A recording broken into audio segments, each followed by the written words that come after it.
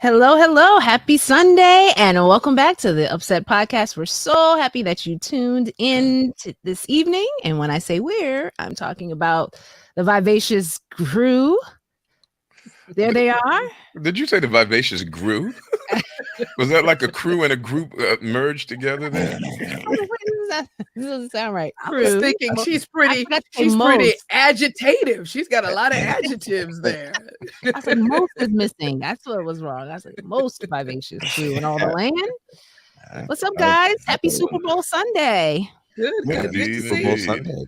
Happy Valentine's Day Sunday as well. I know, yeah. This sweater the lovers will be at the game. Will they really? The sweater doesn't translate as green, but it actually is Eagles green. So go Birds, go. We'll give you credit for that. Well, Justin has on the Giants blue. Nothing to do with that, Pat.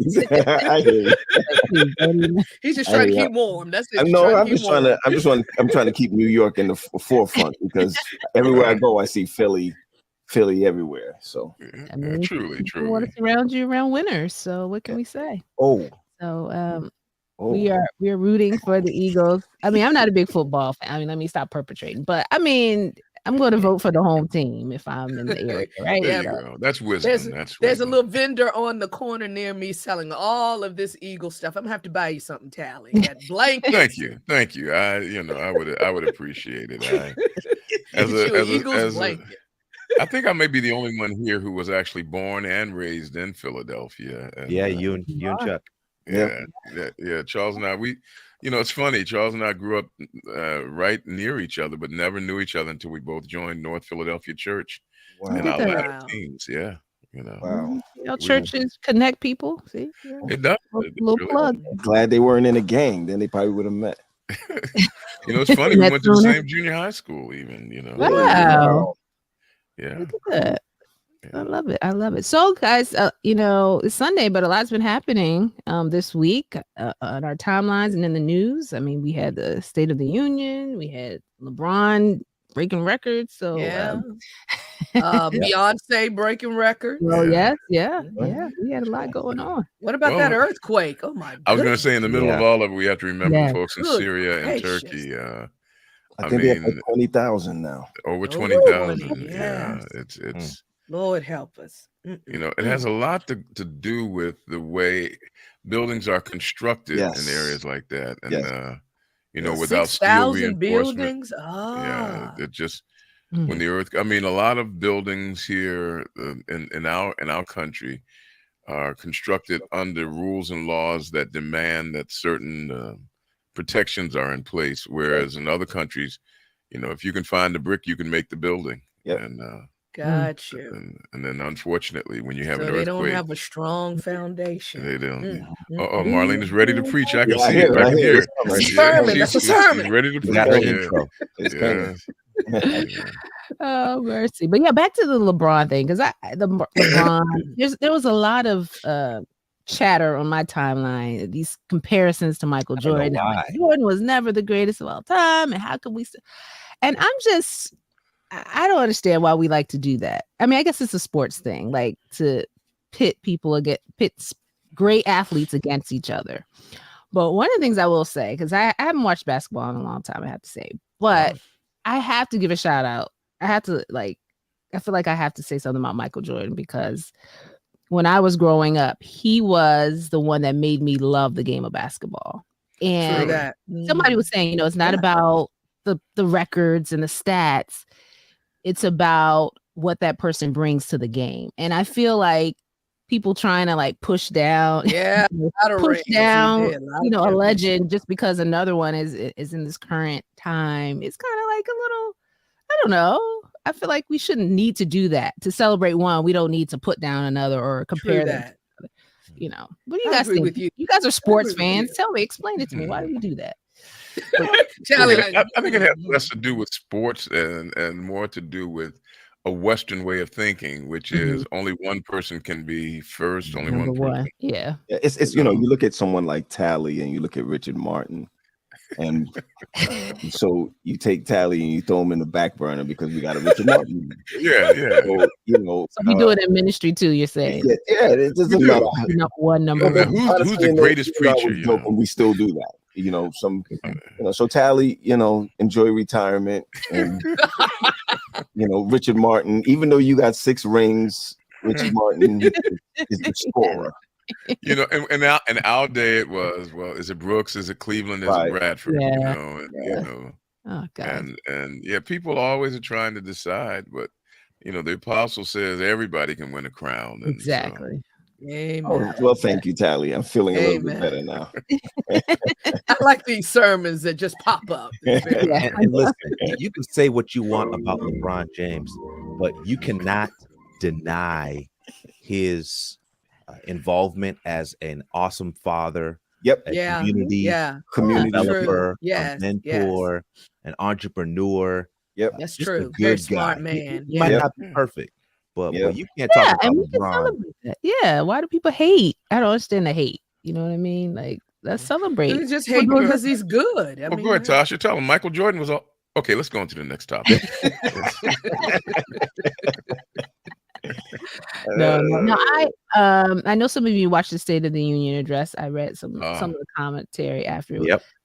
What are you all's report cards? You know, they give report cards. Tally's people were acting a fool up in there. Yeah. My people. His cousins. I mean, you've all seen British Parliament where, you know, that raucous responsiveness.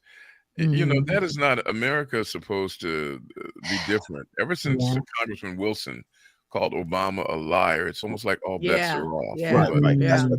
But Marjorie Taylor Greene is a reprehensible human being. With her wild and antics and shouting, calling the president a liar, jabbing her finger into his virtual face, you know.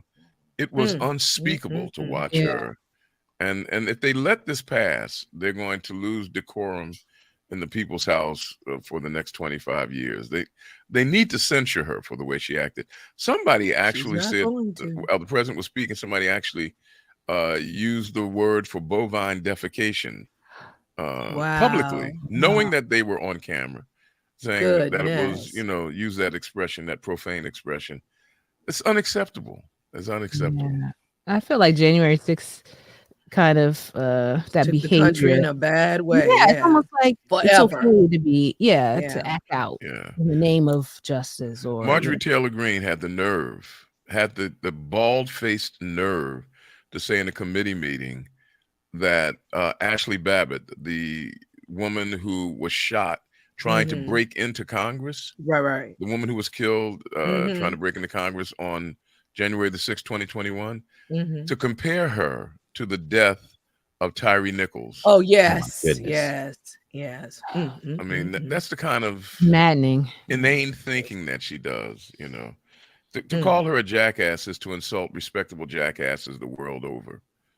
How do you feel about it, Tally? I guess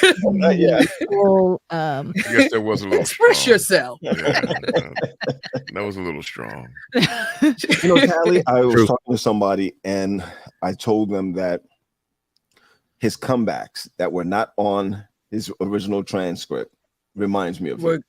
It does, the president reminds me of the way he was. It was easy for him to keep on course and respond to him. I thought it was magical the way he did it. He really set them up. I mean, to get them to put on the record that they would not oppose Medicare or Social Security. They just the next day you just saw all the opposition. You saw all the opposition. They were coming out. They was like, no, but then you saw it the next day. Yeah, I mean, it's for an 80-year-old man to be able to, you know, to stay focused that way and to orchestrate that, you got to give him his props. Yes, you got to give him. I was happy. I got a little nervous though, y'all. You know, we've seen some clips and stuff of him kind of not being too coherent in these. So I was very going to do well. I was happy that he did. He showed them that. But Tasha, is it being incoherent? Tally has a way, his mind isn't right. So, but when he preaches, it comes out the way it's supposed to come out. It's the same type of thing. You just rise to the occasion. Tally understands this. When you start reaching 80 years old, it'll kick in. Your old ways start kicking in. But also don't forget he has a stuttering issue, and sometimes when that's true. Can't get your language out, it looks like you're confused, but you're trying to get your words out.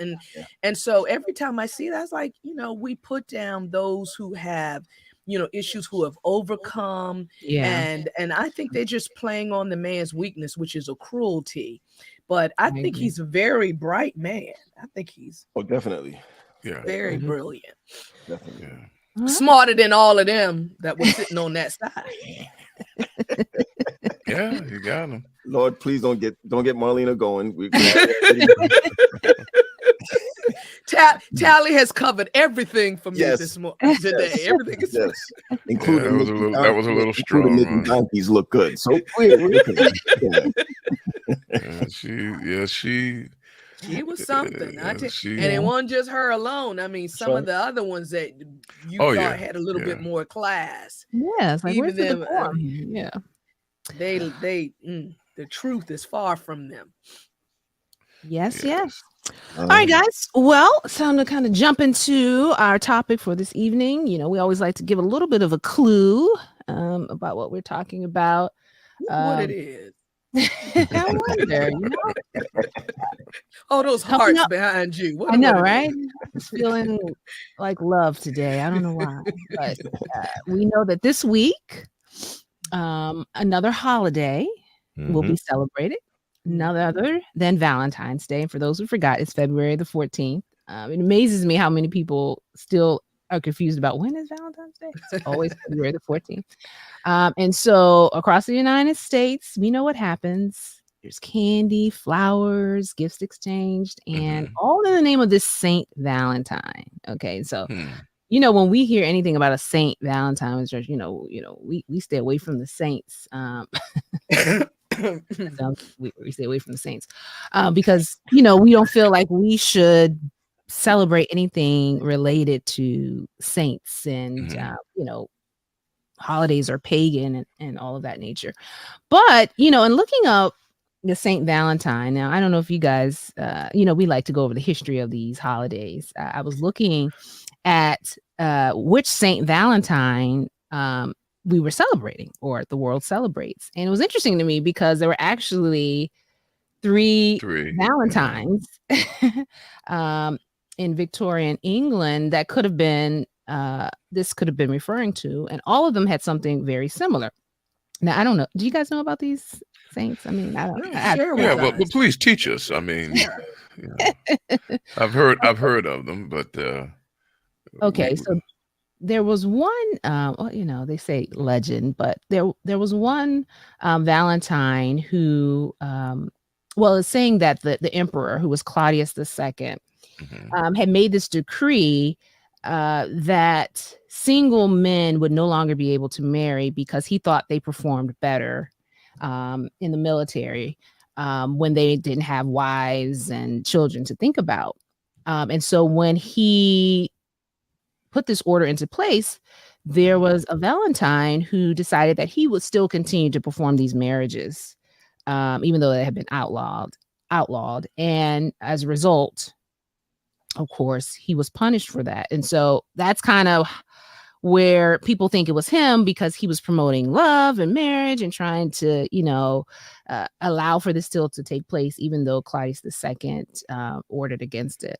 And then there's some others about this was about the Christian, like some people who were, because it does have roots in Christianity. They were saying some people were being, he was trying to help the Christians escape some of the harsh Roman prisons, and because they were being beaten and tortured and all that stuff. And this Valentine actually was trying to advocate for that. Of course, he was also punished.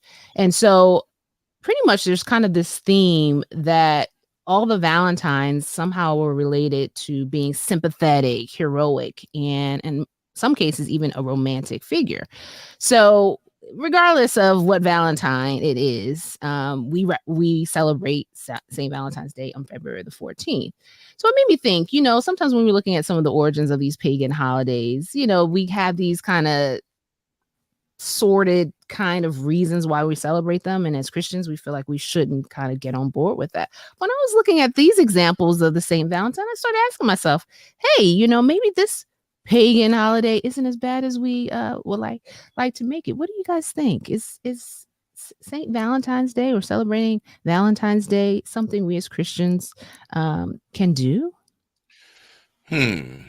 Well, now that we know that the Minister of Communications for the conference is promoting, paganism. No, I'm only kidding.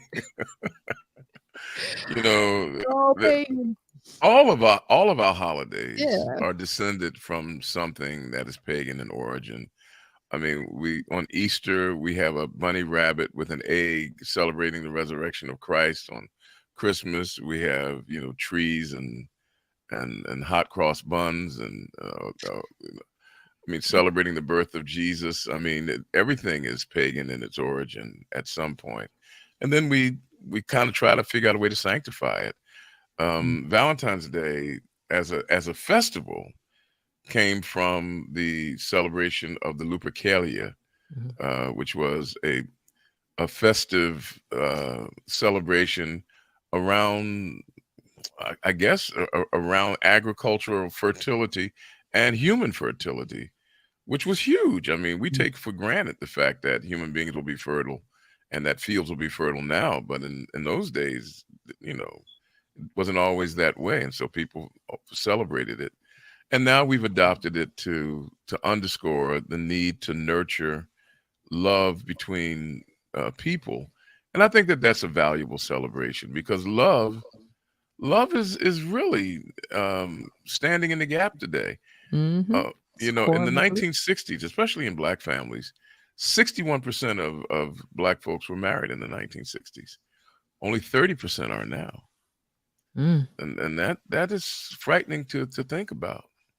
It really is. It really is. I mean, and I know, sometimes we don't like to say we're celebrating Valentine's Day. We like to call it Love Emphasis Day, or, celebrating love. Some of our churches have banquets around the weekend. So it's like we appreciate the concept or what it's evoking, but we don't like the name sometimes. And I always thought that was interesting for us as Christians. Like, as long as we don't say the name, we can still celebrate it.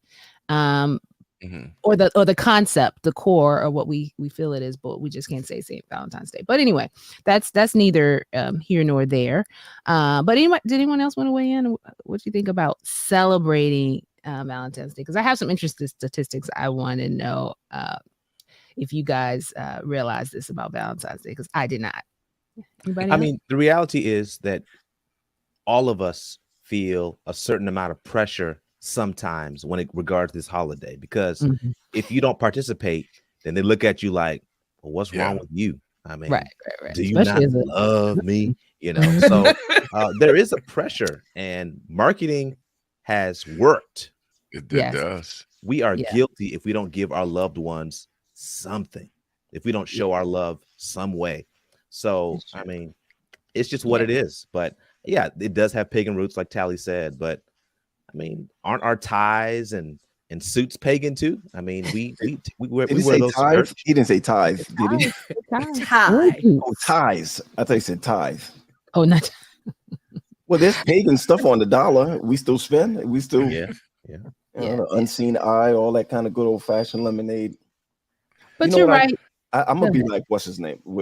Chuck is not here. Okay, so let me be Chuck for like 5 seconds. This is a commercial. Of course. They make millions and millions of. You can hear Chuck saying about the money. It's all about the money and how much money is being made during this time. I have to say, and I hope I don't get cut down for this. I've always given gifts to my daughter for Valentine's Day. But I don't. Maybe I shouldn't say it on the air. I don't remember when last I gave a card or something to my wife for Valentine's Day. We don't really celebrate. We don't Chat really activate. Yeah, right. I can see the chat right now going. But I do know that I say something, or and she says something, but I'm sure she says something. But now anybody who's planning on sending stuff to my wife for Valentine's Day, I know, right? Don't do it. But like we know. We just don't. We just don't. Yeah. I don't. And you know what? Maybe this year will be the first time I'll give her a gift or something. But we just don't. No, but I think it's important that you guys point out. I mean, society is always going to find a way to make more money, and they play. Holidays bring up emotions, and they play on our emotions, and emotions make us buy. And you talked, Pat, about us spending millions of dollars. Actually, it's $25.9 billion that's projected to be spent on Valentine's Day this year. And the average person will spend $192.80. I mean, that's on Valentine's Day. Hold on. The average person spend how much? $192. Of course, we know some will spend a lot, and some will spend $5. How much is a card again? A card is like $4. How much is a card? Oh no, cards cost more than that now, man. You must be getting those dollar store cards. I do the e-cards then. What are they, free? Oh my goodness.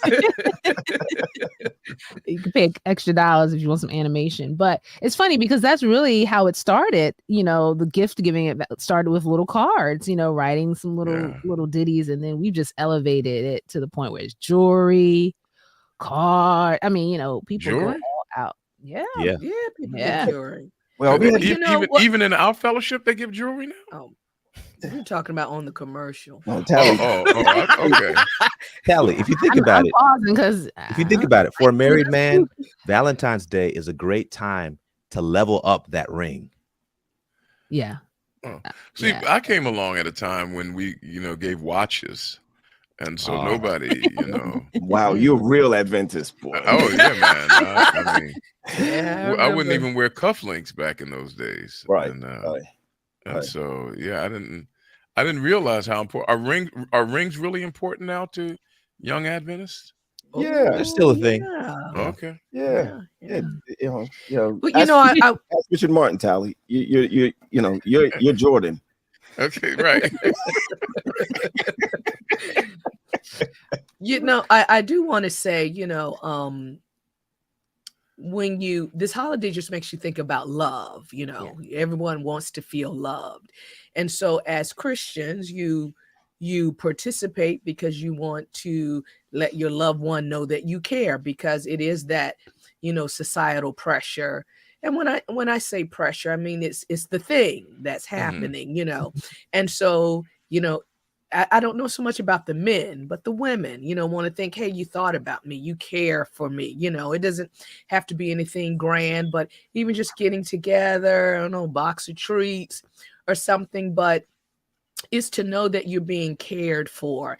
And that's why, truth be told, sometimes people feel a little sideways when Valentine's Day comes, because they don't have someone to express to them, those feelings. And so some people hate Valentine's Day, because they don't have that loved one to show that they care. So, an innocent way of sharing love is this day. People say we're supposed to show love every day. But that is true. Yeah, I was just about to say that, but go ahead. I'm still writing the list. You said treats. What else you said? Treats, spending time, dinner. That's why it's so expensive. What Tosh was saying, dinner, and I'm sure the hotels will be pretty Marlena, packed. Give me one more. I got treats. I got dinner. Give me one more. Just give me one more. Take it to a nice place. Nice hotel. You married. Nice hotel. A lot of years you said hotel. Hold on. Yes. Nice hotel. I was going with the treats and the candies, but now hotel. Nice place. Do you ladies, Tasha and Marlena, do you on Valentine's Day? Was it expected? Was there a sense of expectation that your significant other would do something? Okay. Oh yeah. And it doesn't have to be grand. I mean, I consider myself pretty low maintenance. I mean, just acknowledgement of it. Yeah. Again, time spent. Dinner. That was Republican. You should not have done that. I mean, you're just as bad as what's her name? Liar! No maintenance. There's only one of us has a new hairstyle every episode. Just one of us. No. It's the low maintenance one. But it's funny that you should ask us that, Tally, because statistics show that the pressure, as CP said, is on the men. There's more of an expectation for the men to give to the female, and so there are times when sometimes women sit back in expectation, but don't necessarily feel that they need to return the expression. But because I would always return. Yeah, I agree with that. I gotta tell you, I don't know. One time I think I was, I don't know, a little materialistic. One time this guy gave me like a blank card, that you write in and just say Happy Valentine's Day. And I said, what the devil is this? Because you look for the words, That's the meaningful part, you right? look for the words, Even the Dollar Tree card would have the words. Marlena, you cut him off. Just tell the truth. You cut him off, Marlena. I was like, this is unacceptable.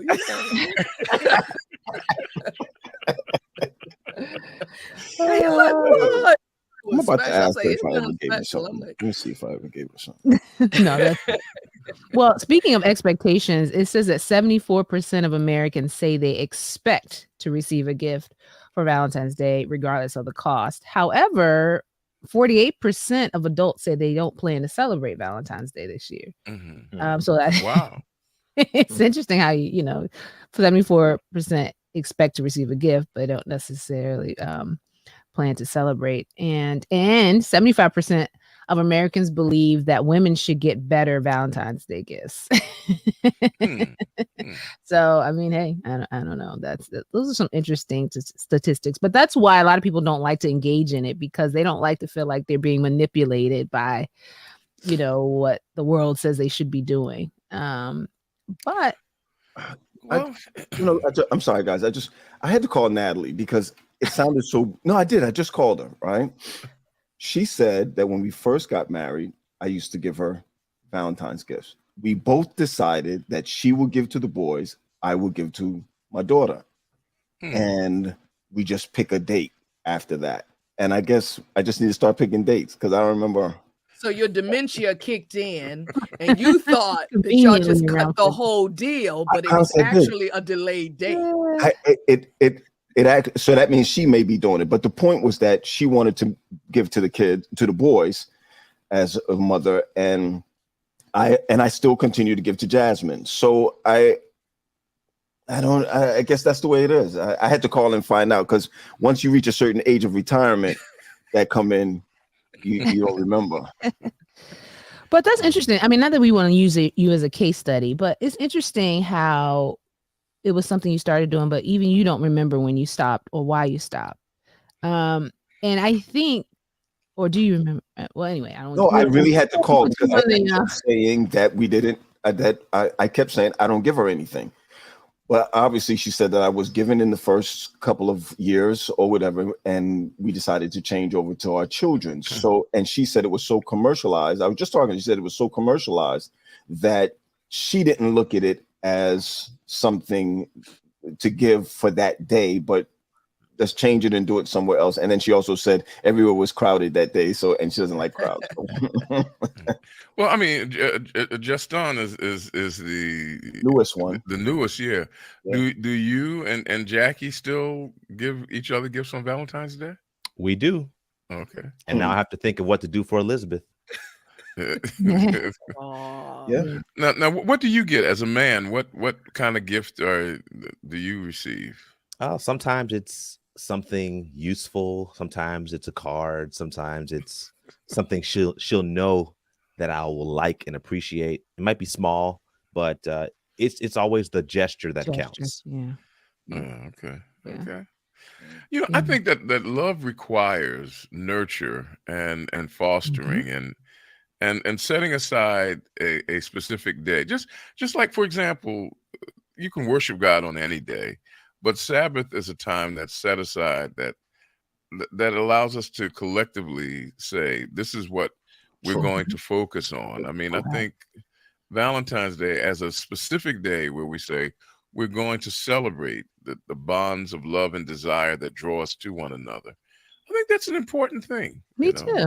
Yeah, being intentional about that. I think it has a lot. I mean, of course, we don't want to get caught up in the commercialism of it all or going into debt, because I saw somewhere where people actually go into credit card debt just trying to live up to the expectations of a holiday. I think that's where we go to the extreme. But you know, I feel like I'm a hopeless romantic, if you would say so. Anything that's related. Tally, say it now, Tally. Go. I'm waiting to hear how she'll pursue this one. No, I'm just saying. So I'm, you know, when I'm growing up as a kid and hearing about Valentine's, I just loved it. I mean, I wasn't dating anyone. I just thought it was so special to see people expressing their love to each other, whether it was couples and my parents. I remember my mom particularly, actually, not my dad necessarily, giving us like Valentine's treats to say, you know, she loved us. And so, you know, we were talking before about who is it for, because, you know, a lot of times the focus is on the couples, but, you know, as Pat was saying, he's intentional about making sure he gets something for his daughter. My husband does the same for my daughters. And I see that as almost like, you know, when fathers give their daughters those little promise rings, like, this is your heart is mine until you find a man that, you know, so you're modeling, really what you're doing is modeling what love should feel like. Somebody should make you feel as special as dad. Well, you know, it's always different, but somebody should make you feel as special as daddy is making. Oh, you you're feel. right. Is that what you think that when you do it? It's the same. To me, I think that's where the concept came from, that at least that I wanted her to feel that if this dude don't do it for you, or, I mean, I think that's, you know, the coverage on it is that, well, we do love you. But let me switch something up to you real quick. In public schools, we did crafts when Valentine's Day came around. I could remember that up to the 5th, 6th grade. When we went to Adventist schools, Valentine's Day wasn't mentioned at all. So I could remember making hearts for mom.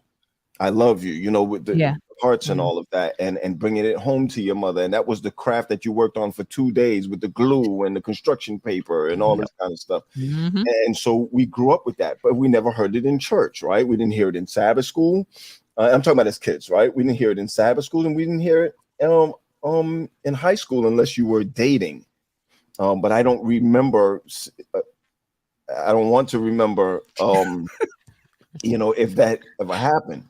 But I do think that the paganistic aspect of it, and possibly even the non-American aspect of it, I could say that because I don't ever remember my parents giving cards to each other for Valentine's Day. So I don't know if that was a Caribbean thing. I can't speak. Maybe you all in the chat can tell me how it was with your parents, or I don't remember seeing them trade gifts or bring home chocolates or anything of that nature. I'm just trying to continue to love my wife and have the bills keep, you know, the bills keep being paid for, because you know, so every time I love her, the more money comes in. And but I also want to say, I think that love extended, you know, beyond just, you know, your significant other, and became a family member, because you'll see cards have Valentine's mom, dad, uncle, cousins, you know, and even, I know sometimes us single girls, we just celebrate together, you know, give each other a box of candy, right? Valentine's. Give each other a box of candy. We give to, you know, other family members. What was that name? It's called Valentine's, like gal, my gal, GAL. Oh, golly, daddy. You know, I was really I was going to say, Tally and Marlene, I was going to ask, and I'm glad you said it, Marlene, like, do you feel like left out, or do you feel like, because you're not married, or I don't know who you're dating, Marlene. We'll leave that alone. Her number is 215. Hold on, guys. That's so wrong. That is the wrong number. I can probably say when I was younger, you know, it was like, oh, no Valentine, you know, or something like that, or seems like people will break up with you just before Valentine. Oh yeah, No. You break up with them.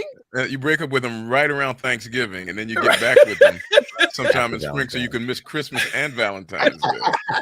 Wow. I know somehow they would break up with you. I mean, that was intentional, right? Yeah. Wow. And then you get somebody else, before the summer, but I like that. But I guess it was a thing when I was younger, but now doesn't me. Like, I've got friends that can't stand watching Hallmark movies, seeing all that love stuff, but it doesn't bother me. I like the movies, but it's important. That's why as girls get together, hey, let's just go out. We have dinner with ourselves and have a great time. That's Marlene, I'm texting you right now. I gotta ask you something. Is it a meaningful? It's a meaningful action, but is it a substitute for the celebration? Let me just ask this question. It is. It's I'm going to love myself, because as I said, we're all looking to be loved. Yeah, but what we're talking about with Valentine's Day is not simply love, because look, love is there. But what we're talking about is the celebration of romance.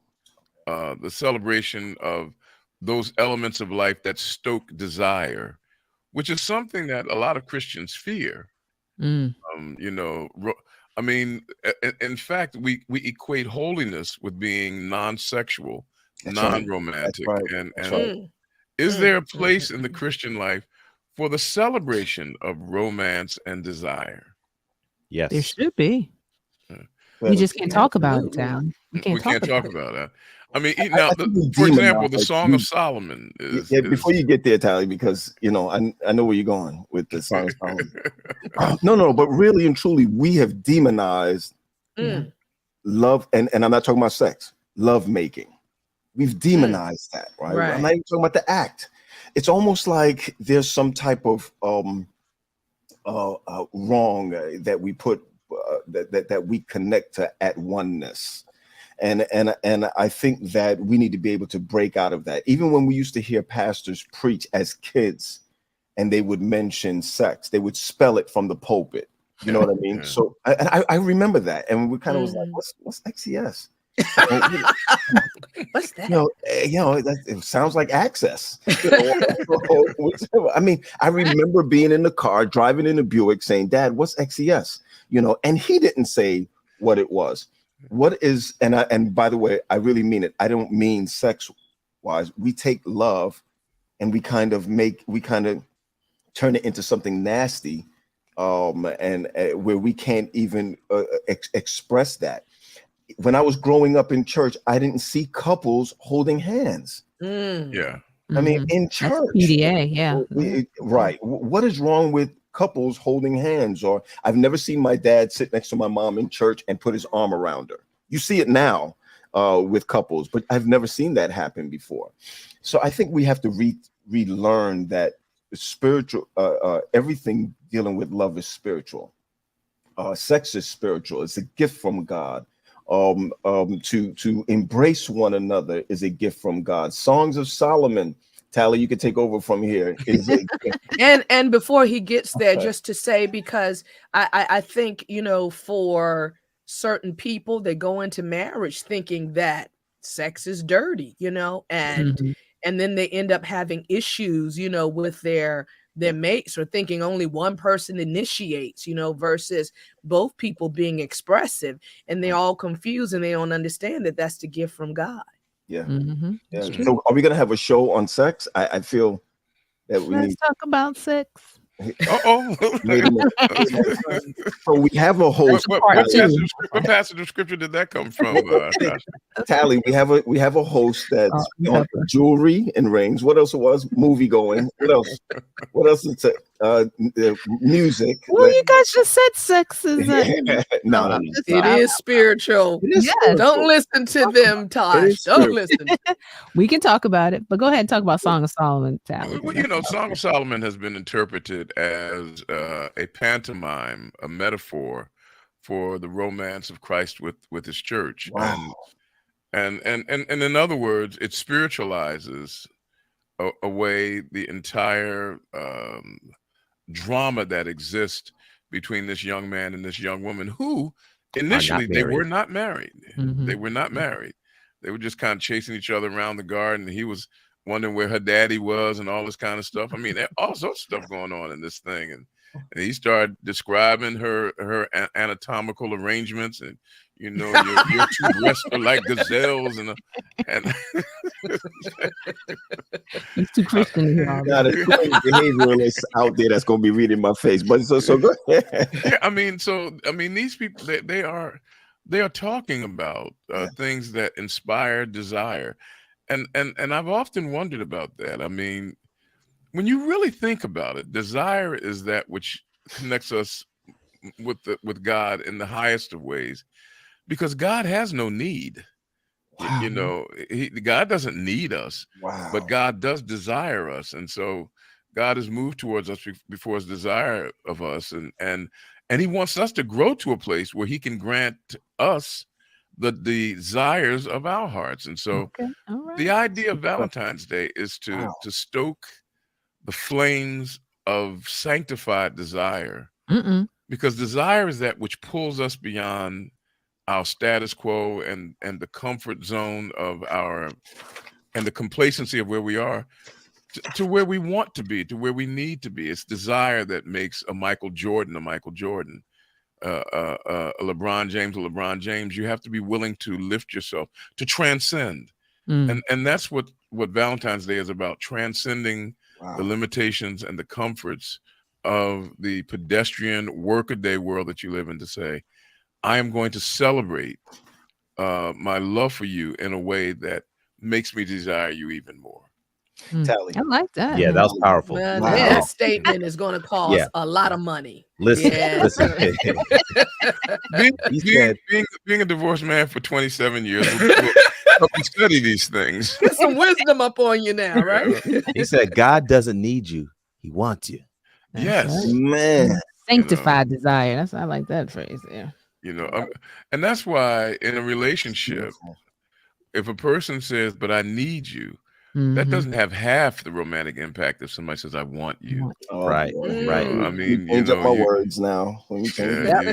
All those who are writing those Valentine's cards, make sure it says want instead of need. Make sure it doesn't say just Happy Valentine's Day. According to the Gospel of Marvin Gaye, the song says, I want you the right way. I want you, but I want you to want me too, just as I want you. Well, let the church say amen. Yeah, Tell me what part where is that? We raised that in the first book of Marvin.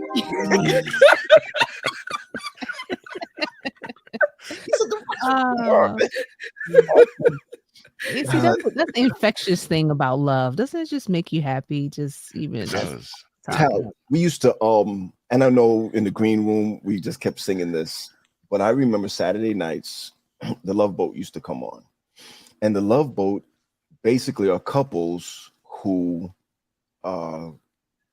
maybe estranged or trying to work things out or whatever it might be. And I could remember at 8, 9, 10 years old watching the Love Boat, just wanting to know the results of them getting back together. Yeah. Or of them coming together. And it's amazing that you made that statement just now about needing and wanting, or the word that you used. He actually took I did write it down. The word that you was using, like it says to stoke. Help me right there. Speak. Stoke the flames of desire. Yeah. In other words, to bring something back. So I know it's pagan, right? Christmas, we talked about that. Easter, we notice all that. But why can't we use this as a way of recharging the flames, sparking from a kinder? And so I think that's good, and not just for each other, but for God. Yeah, well, desire kindles desire. A desire for a human being can kindle a desire for a better house, for a better job, for a closer relationship with God, because it makes you want to be your best. And that's right. When you think of, I mean, God creates a man, and I shared this earlier. He creates a perfect man, puts him in a perfect world, in a perfect garden, standing next to a perfect God. And then God is the one who determines for the first time in all of creation, after 6 days of, and it was good, and it was good, that man standing alone, unaware of his brokenness. Yes. You know, God says there's something wrong. And I mean, get this now. Standing next to a perfect God, God says to that man, something wrong with you. Yeah. There are things that intimacy and that romance and the connection that it brings, there are things that it gives that God says, I can't even give to you. You know, and so he creates a woman so that man might be fulfilled in a way that he is not fulfilled, even standing next to a perfect God in a perfect world. You know, and so wow, what you're saying, that's crazy. Yeah. I'm not saying it in a negative way. I'm saying that's a crazy thought process that God could, in perfection, allow loneliness. Yeah. Yes. I mean, but how do you? I mean, because when God says it's not good for man to be alone, that's for man to have someone, and so that takes. I mean, this can take people into depression who feel lonely. So God never gave me anybody, you know, God. And when people are what we need, the love of people. So how do you address that, Tally? Is it romantic people or just people? Period. Like. Everyone doesn't. Jesus didn't have anyone romantic. Right. I mean, they tried to say Mary Magdalene was his girl, but yeah, but he died at 33. I mean, it's his mission was completely different. I mean, and it, you know, it's you know, I've lived this. I mean, there's a brokenness that comes with it. Now, the gospel is the admission of human brokenness. We acknowledge it. That's a part of the gospel, and that we are being rescued from our brokenness. And so the sanctification of our lives is accepting our brokenness and allowing ourselves to grow beyond it, to transcend it. And that's where desire comes in. You know, going to church, fellowshipping is a part of desire. If it's just duty, it's a horrible thing. Yes. May God be merciful to the pastor who goes to church because that's his job. Because if you don't have desire, then you've lost something. And flip that. Hold on, flip that. True that. That's great. To the husband, merciful to the wife, to the boyfriend, to the girlfriend, God have mercy. As a duty instead of it to be fun or to desire. I use the word as desire. Yeah, that's bad. Yeah. Well, I know it's date night, so come on, get your yayas down. Yeah. I mean, it's you have to celebrate. You know, the old saying is you keep best what you celebrate most. So you have to find ways to celebrate things, and love will grow stale and wither on the vine unless we find ways to refresh and renew it and reinvigorate it. You have to celebrate it, and I like that. Yes, GP. Yeah, and that's what this day is for. And Tally, it's important to love every day, because if you're harsh-hearted, I mean, your words are harsh, and then you want to celebrate one day, it's not well received. You know what I'm saying? That's true. I get you, but there's something else to. If you celebrate every day, then there's no celebration. No. Well, when I say love, you know, a spirit of kindness and that kind of thing. So when I'm with you there. Celebrate, you know, whether is he being crazy or she, whomever, you know, when it comes to that time, you can really celebrate and enjoy. And that's important to say, because when we're talking about losing the flame, when the flame is gone, I mean, so many things occur, you know, that really take down your passion and your desire to celebrate. I get it. I mean, you have to, you know, keep the soil prepared, but celebration is the unusual, the unexpected, and the transcendent, and that's what makes it celebration. And so, you need a day that will allow you to be different from other days. You know, and that's it allows you the opportunity to enshrine something in the life. That underscore it gives you something to look back on and to look forward to. Wow. And that's what allows us to transcend the doldrums and the fracturings that are part of our everyday life. Knowing that at a certain point, this man or this woman is going to come into my life with something that I would not expect and that is not normally there, to remind me of the fact that I am something more to him. Intimacy allows me, gives the power to another human being to re-envision and reframe my life through their eyes, so that I am not conscripted to the tyranny of the isolation of my own vision. I thought she should see your face. Todd should see her face. She's like, "Whoo, this Teddy Pendergrass is whipping it out tonight." Let me ask a question, and I know time is rolling. For those who might want to know, is there love at first sight? No. There's lust at first sight, desire, attraction, but not love. Yeah, attraction, not love. You can't love what you don't know. Wow. And so you may want to. Now, you project a lot of things on people at first sight, but you can't love what you don't know. Wow, I agree with that. That's deep. So guys, this is Black History Month, and so I kind of want to marry these two things. We have Black History Month, we have Valentine's Day. There's this phenomenon out there called Black love. I mean, does Black love hit different? Like, is that different than any other type of love between two people? What do you guys think about that? Is that a thing, or did we just make it a thing? I'm doing my best to hold off. But I mean, I think the celebration of Black love come from now, bringing Black couples together, because for a long time the Black couples were separated. You go through slavery and all those things, and so you have single moms raising children and things. So to bring Blackness back together is, like, as Tally said, something to celebrate. That's what I think. It's funny. I was looking at Brides magazine, and they asked some Black couples, like, what does Black love mean to you? And I was reading some of them, some interesting responses, and read a couple of them. One wife says, you can't go your entire life without feeling the raw emotions tied to being a Black person in a racially biased world. Throughout it all, nothing beats having the safe space to share those emotions with someone who gets it. I know I can express how I feel to my partner without judgment or apathy in return. Wow. So that's how they're defining how that love is a little different, because they have a similar experience. Another couple said, Black love is the acknowledgement of making sacrifices. We as a couple have to adapt to one another along with outside forces, which affects one's everyday life. Black love to me can be affectionate, caring, passionate, strong, difficult, painful, cherished. Black love has sustained the test of time. I mean, some could argue that it could be any love. And then this is the last one from one of the grooms. He said, the heritage, the history, and the flavor of it. That's what Black Wow. Said. I like that. I love that.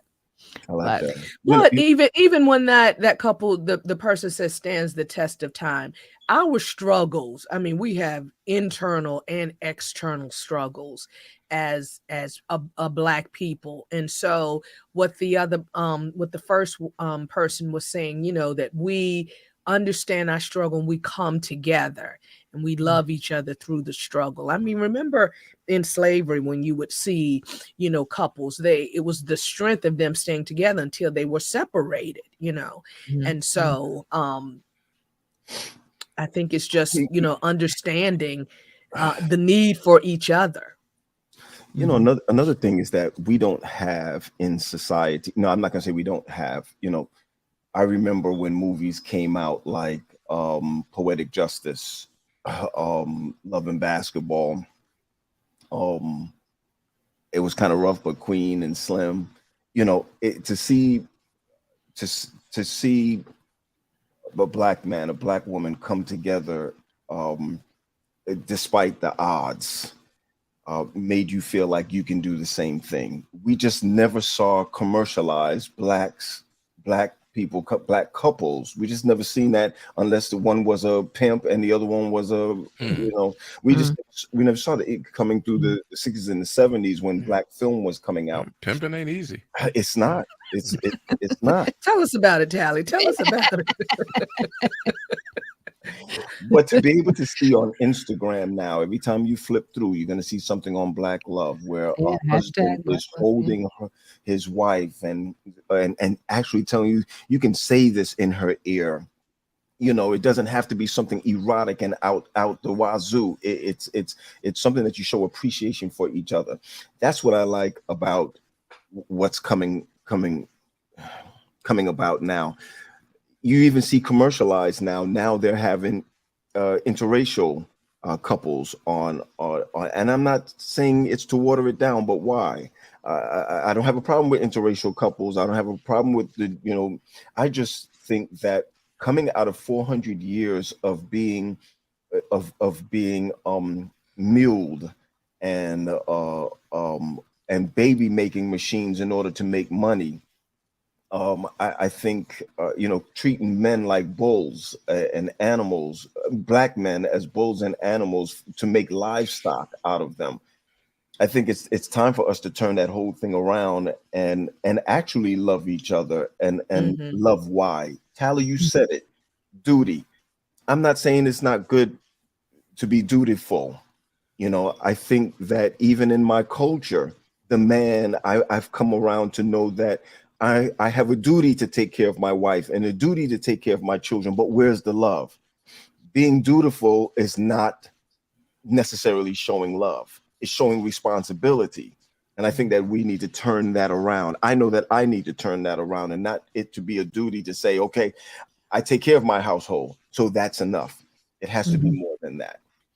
Yeah, and I also, before Tyler, I hear you gearing up, but let me say this: there's a there's also a thing against the black female, you know, not wanting the black female or putting down the black female, and what is this thing where they say, you know, if you're a strong woman, like that's a negative thing, when women had to be strong to take care of the children, you know, in their home, raising, you know, children by themselves. And so to put down the black female and to think that anyone else was better, you know, I that destroys us as a culture, you know, when there's so many gifted, beautiful, talented, you know, smart black females, you know, to see us throw, you know, us to the side, it's harmful to us as a race.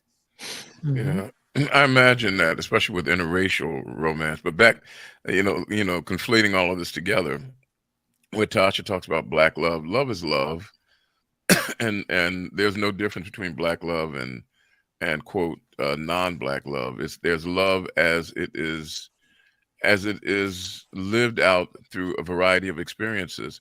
You think about people who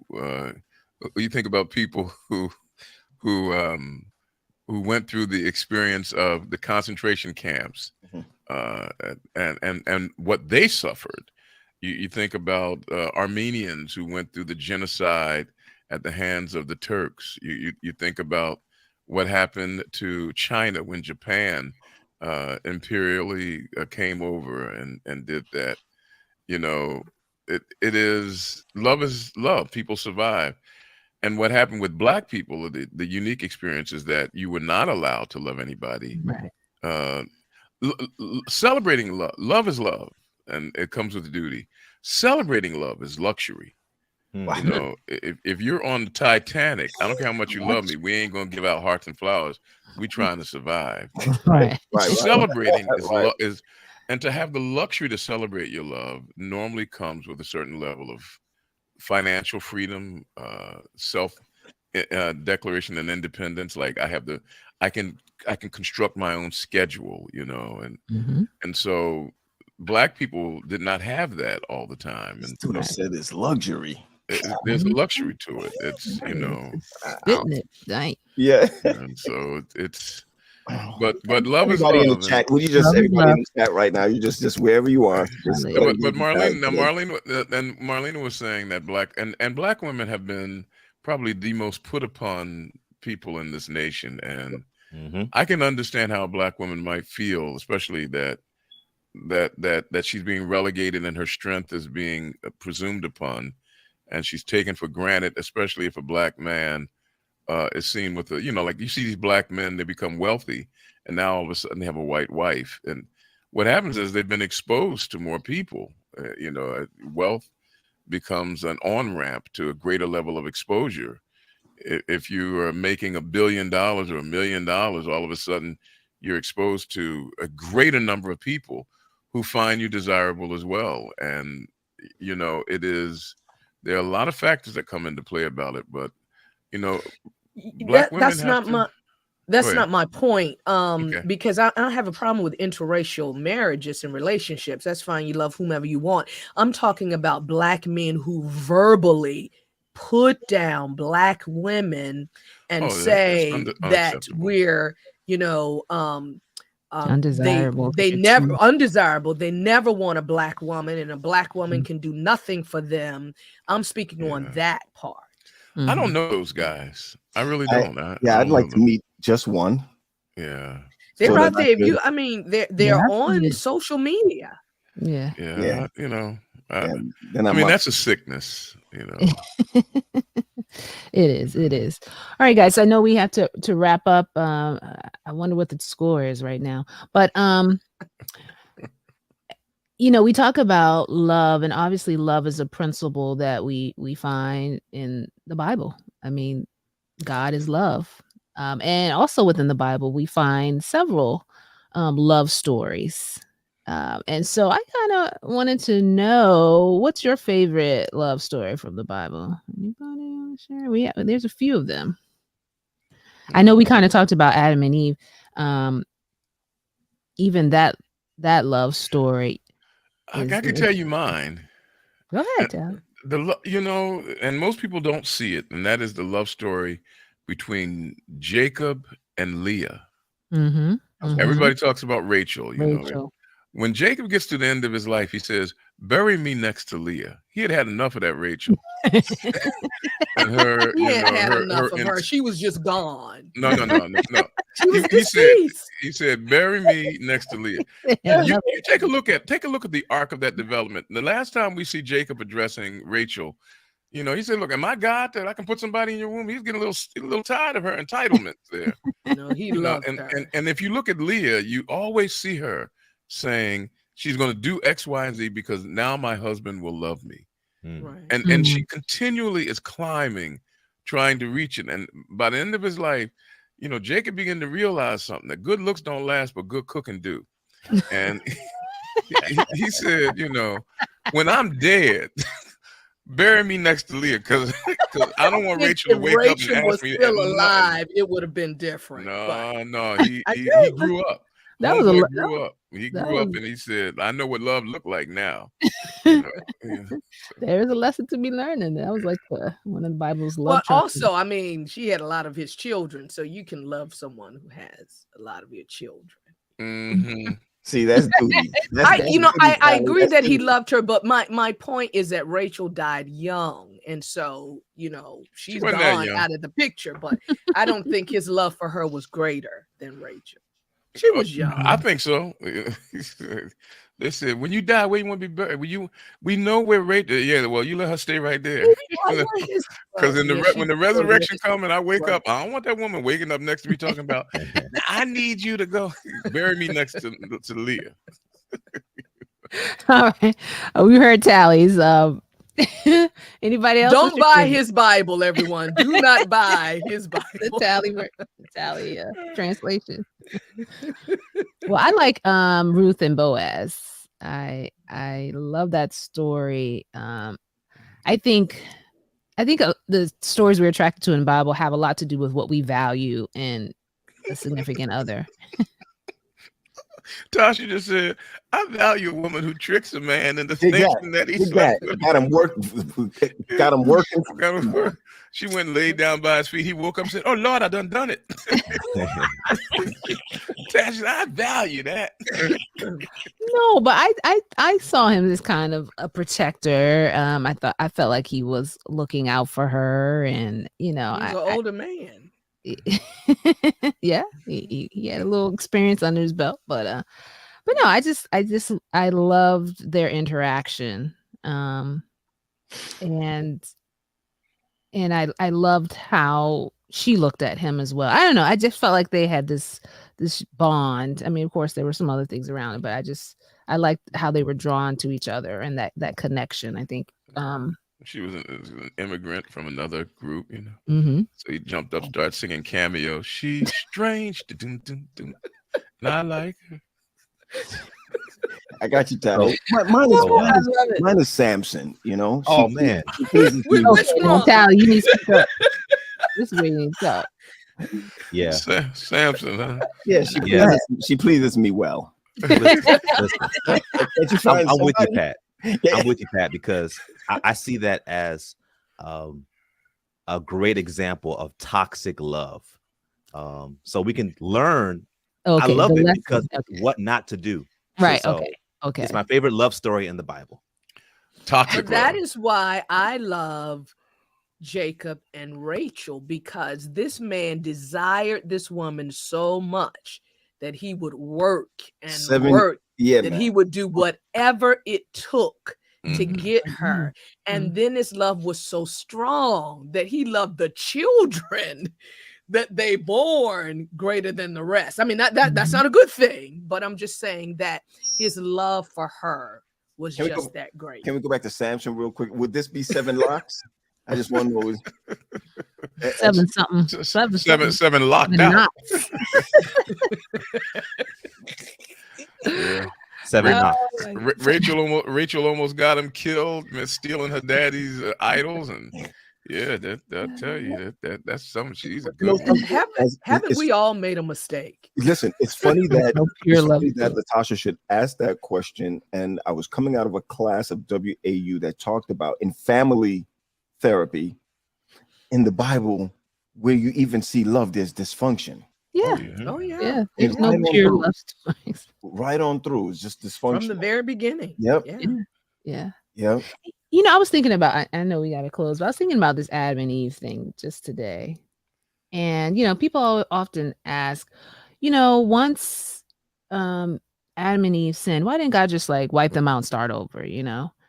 And part of me was thinking, under this context of love, that, you know, some people kind of admire Adam, that he loved Eve so much that he was willing to give up his God. He was willing to do anything, even. I mean, I'm saying that is a good thing, but the love he had for her was so strong that he actually chose her over God. And I wonder. I mean, not that God would ever honor disobedience, because we know how he feels about that.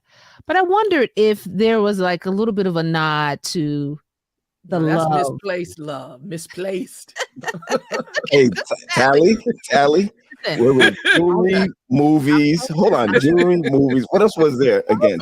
I'm just saying, like, you know, like grace, mercy. Mm-hmm. I'm pretty sure that was a low maintenance move on Eve's part. He said low maintenance. He's after you, Taja. Listen, I honestly, but then look at Joseph. Same concept, right? Man, Tally said something in the beginning. I'm going to watch this show again over and over again. I'm going to take out these little pieces. But not only did that Joseph recognize what his duty was, but he loved Mary, that he didn't even put her away. In the situation of that. Now, I do go back to what Latasha was saying about Adam and Eve, and God has a little bit of explaining to do. 2 things. You're gonna have to explain to me why you put the tree there, why you don't. I don't want to hear about a human aspect of why he put the tree there. But then he had to make Eve so beautiful. Tally, do you have you're a wordsmith? Do you have another word better than beautiful without coming up with a 1970s 80s song? Foreign. She was foreign. She was foreign like that. You know, I think we put a little bit too much. I think, you know, Adam was as invested in the inducement that sin offers, which is a shortcut to glory, you know, as Eve was. You know, the text says, and, you know, she gave the fruit to her husband who was with her. That's right. And so that's right. You know, we have this picture of Adam having this decision, like, oh, she done messed up, and do I go with God or do I go with her? Adam was going for himself, and he was just as invested in the sin. Tally, we had a misconception also that he was not there. Yeah. You know, I don't want to get into all of that right now, but come on. He came home from work and she had it on the table. Look, fruit, you know, and so the mailman, the serpent, was here, and nah. No, it wasn't quite like that. You know, we have these pictures, but he beguiled her when he wasn't around. The serpent did when Adam wasn't around. But at some point, he's there. You know, at some point. At some point, and he later. Eve makes. She is. You know, Paul makes the point that Eve was deceived, and Adam made a choice to enter into sin. I mean, enter into, and the sin is not how much fruit can you eat. The sin is. And this goes back to that tree. The tree is there because you cannot have love without choice. Without the test. That's right. You have to be able to demonstrate that. That's right. You're right. This or that. You got to be able to. And so. And our sins are never God's fault. You know. No, that's the choices we make. But Tally, I have to ask you this one question. Would you have eaten the fruit for Halle Berry? I just need to. I see you thinking. Well, you know, the first two syllables, you know, can go either way. Halle Berry or hallelujah. You better go for the Luya. I'm going for the Luya. But you might look over in that garden and say,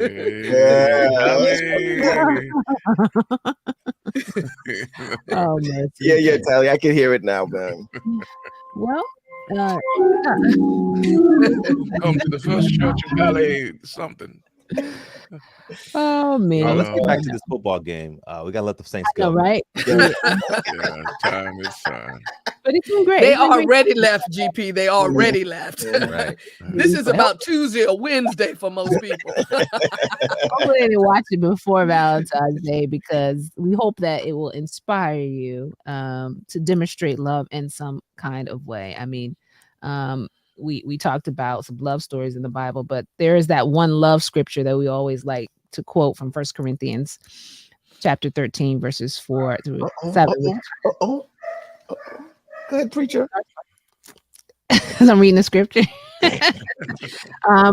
Which describes love, and we all know it. Love is patient and kind. Love does not envy or boast. It is not arrogant or rude. It does not insist on its own way. It is not irritable or resentful. It does not rejoice at wrongdoings, but rejoices with the truth. Love bears all things, believes all things, hopes all things, endures all things. And I kind of feel like we covered a little bit of each of those things. It's an excellent closing, Tosh. In our discussion here. So go ahead and celebrate love this Valentine's Day. It's okay. We give you permission. All right, guys. Thanks for weighing in on the topic. And it was great as always chatting with you. We hope that those who are watching will comment in the chat. What do you think? How are you celebrating this year? Let's keep the dialogue going. But until then, we'll see you next Sunday, same time, same place. Because if it's Sunday, it's the UpSet Podcast. See you guys. Blessed week, everyone. Everybody. Go Birds. Enjoy the game. Yes. Go Eagles.